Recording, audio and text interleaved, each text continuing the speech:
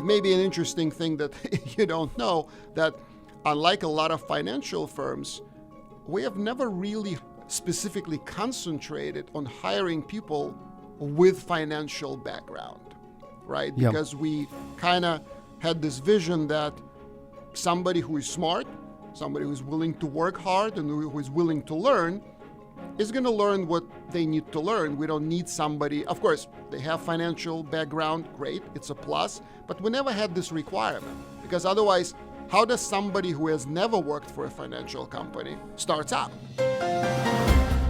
You're listening to IBKR Podcasts. Find more conversations at ibkrpodcasts.com. Please remember, any trading discussions are for information purposes only and are not intended to portray recommendations. Please listen to further disclosures at the end of today's episode. Now, welcome to our show. Hello and welcome to IBKR Podcasts. I'm Stephen Levine, Senior Market Analyst at Interactive Brokers, your host for today's program.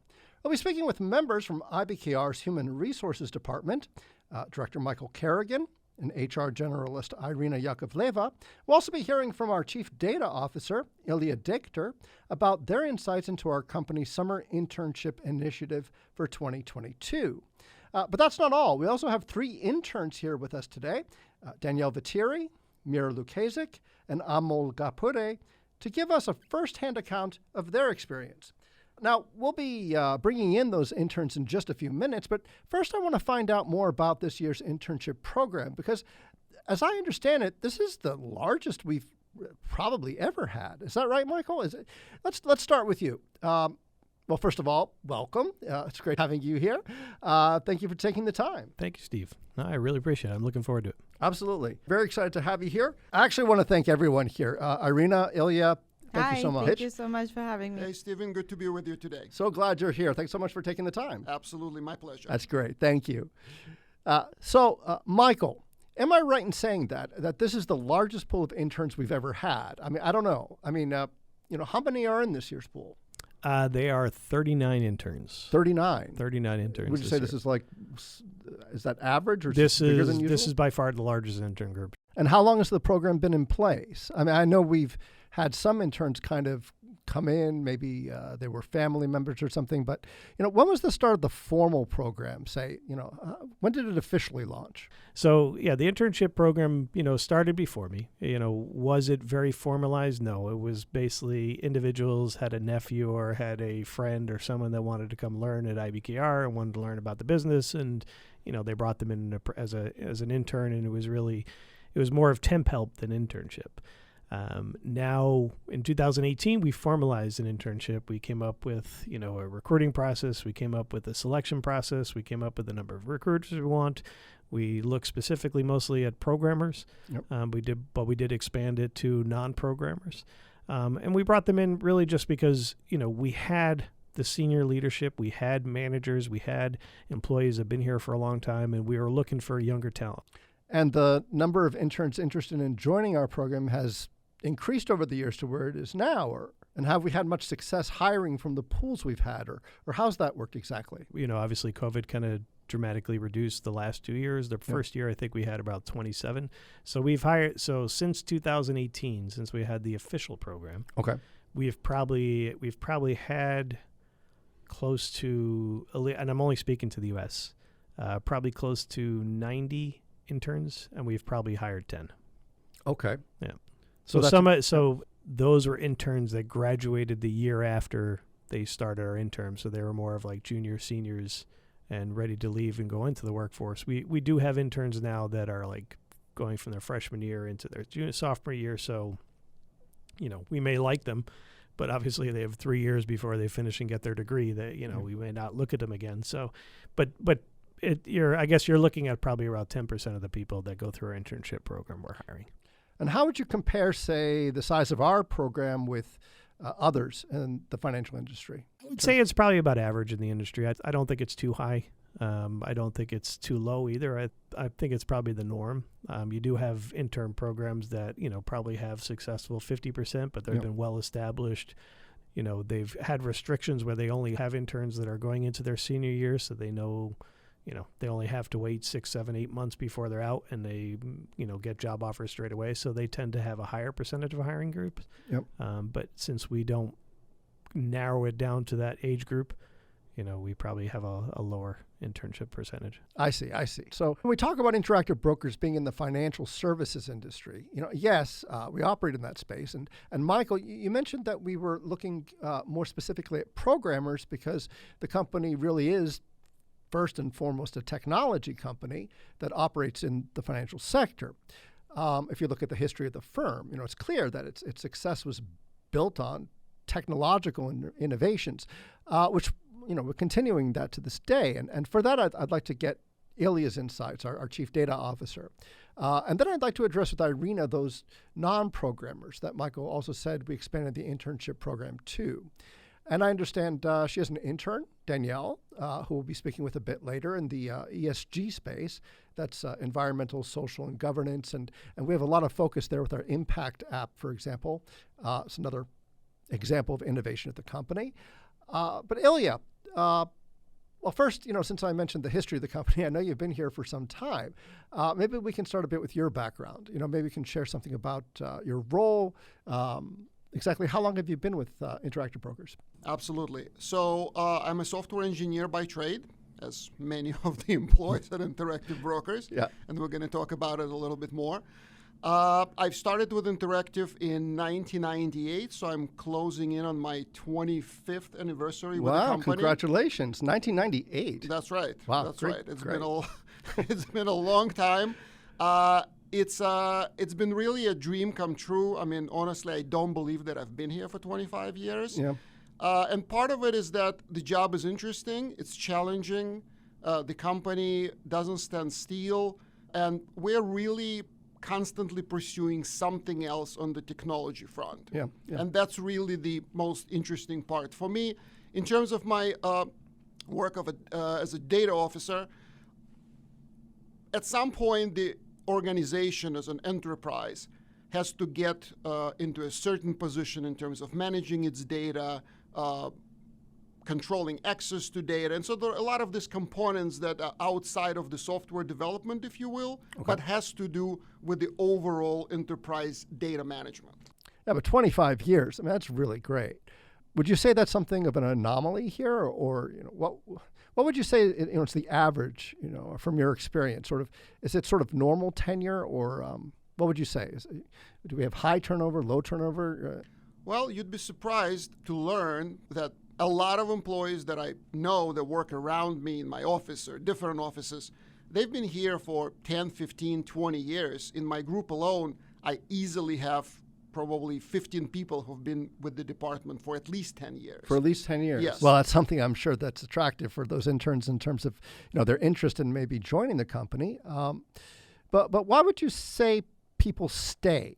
And that's a fairly long tenure, right? I mean, 10, 15, 20 years. So the turnover is generally very low, and I think part of the reason for this is the fact that people feel really engaged, Yep. and they see the results of their work, and I think that sort of satisfaction of what you do each day, every day pays off. So I brought up Interactive Brokers as being a company that really is a technology company, right? Operating in providing and creating products and services for trading and investing purposes in the financial services sector. And yes, this is the reason. I'd like to say the primary reason why, as Michael said earlier, we were mostly specifically looking at programmers as interns before opening it up more recently. But Ilya, in your view, what has been behind the company's success? What's really behind IBKR's ongoing competitiveness in the broker industry? How would you say it maintains its success these days? Well, it's a great question, Stephen. I think it goes back to the roots of the company. As our founder, Thomas Petterfy, likes to say, we're a technology company that happens to be in finance. Yeah. Yeah. So what does that mean? That means that we look at every problem and every opportunity as a software development project. So we look at this and say, can we write software to automate this particular function? Yes. And why is this important? It's important because computers don't get tired, and we can do a lot of interesting things, and we can service many, many clients if we can write the software to support this idea. And this is what the company has been doing. The history of the company is such that from the very beginning, implementing trading algorithms was really how the company got started. Yes. And so then we took it really to the next level. In other words, it's not just the trading algorithms, it's everything that the company does, from the client onboarding to customer service to back office reconciliation. All of these functions are supported by the software that we produce because that's the only way to minimize the costs. And that kind of then goes to the next step in our evolution. We can offer our services at a lower cost because of our highest levels of automation. I see. So that's really the differentiating factor here, in my view. So our automation is far superior to competitors in the way that we can make all sorts of transactions or all sorts of processes automated and make them faster and hence lower the costs. Is that am I putting that right? Yeah, that's exactly right. It's not just making things faster, it also accommodating the growth of the business, right? Because it's easy to write the software and buy more computers than hire more people. And also over the years, obviously, we've produced a lot of software that supports certain standard functionality. So for example, we know how to connect to an exchange and place orders. Yes. And now that we connected to 130 markets worldwide, we can connect to another marketplace very quickly in a matter of days or weeks. It doesn't take us a month or several months to develop something because we already have these building blocks. But in general, the automation is what drives the efficiency of our business. We want to maintain that edge by constantly looking into what are the parts of the business that still require manual handling and make sure that we can fully automate those avenues. Yes.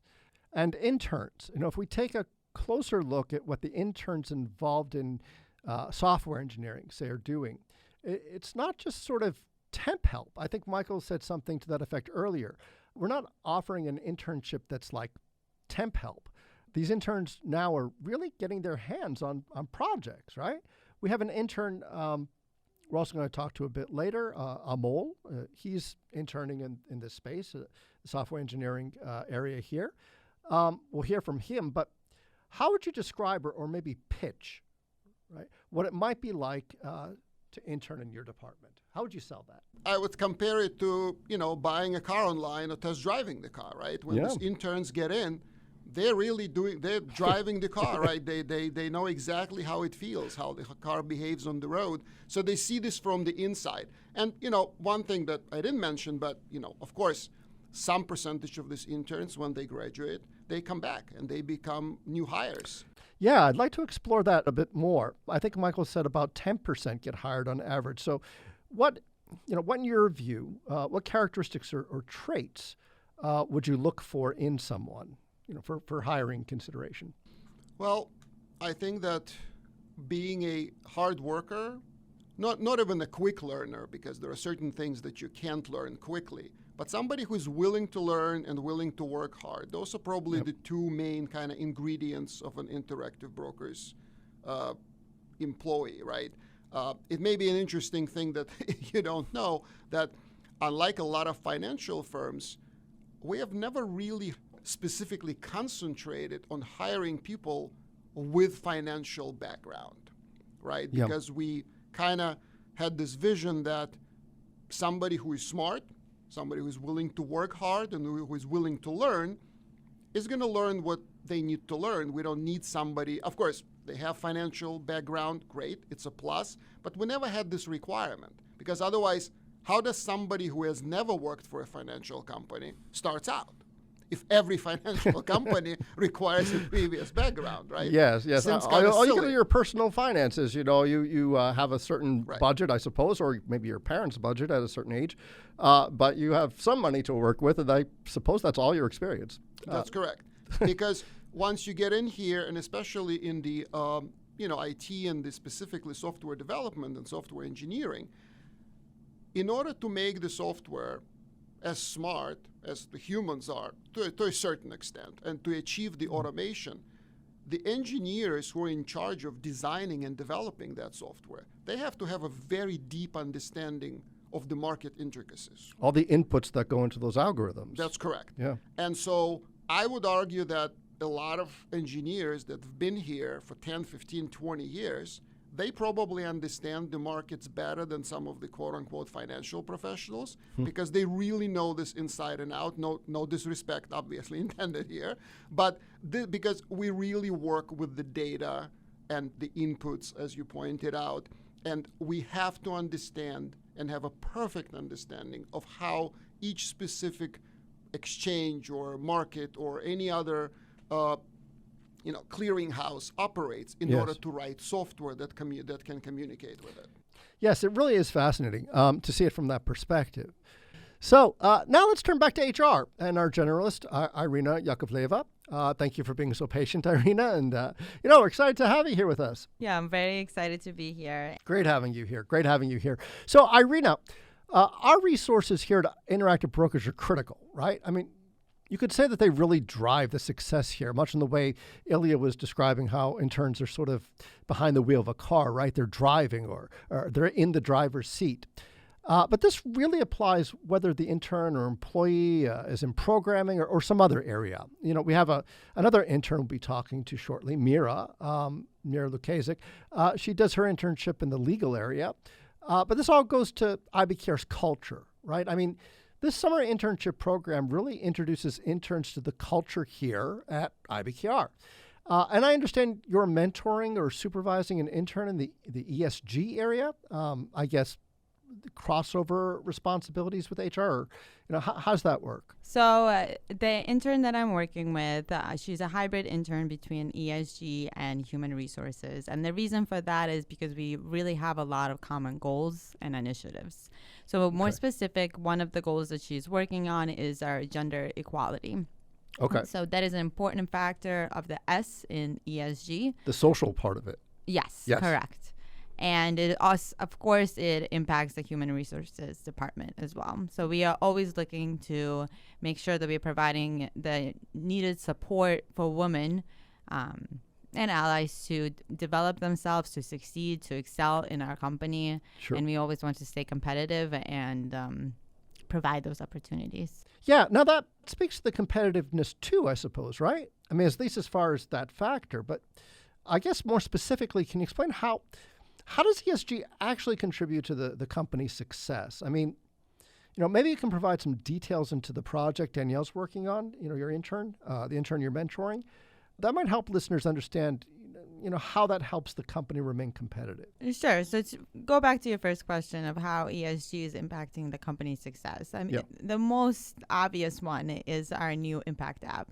So it brings diversity to our trading platform. The Impact app gives a chance to invest based on your social and environmental values.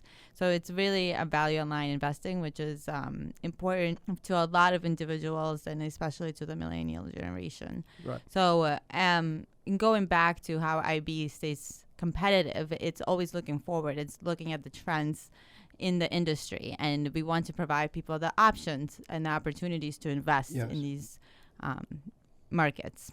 Yes, I see. And Danielle's working on something to do with the Impact app. Yes, so she is working on several projects relating to the Impact app, and we want to look within ourselves as well. So one of the values that you can choose on the Impact app is gender equality.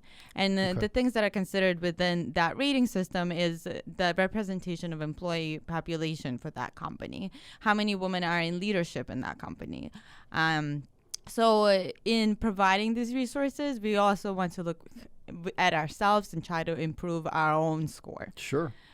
So one of the projects that she's working on is aggregating our database to see where our women are and where we can improve and how we stack up against our competitors. And she's looking into different tools and measuring tactics, such as the Bloomberg GEI index. Okay.